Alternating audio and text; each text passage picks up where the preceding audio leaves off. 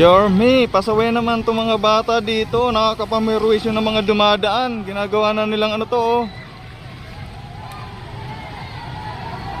Yorme, oh. Asan ba yung barangay dito?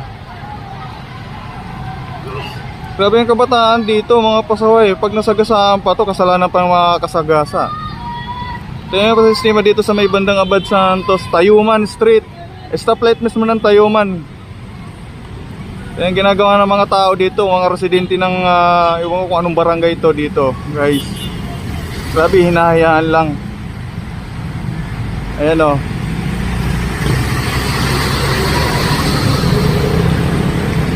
Bakit naman ganun? Hindi yan laruan dyan.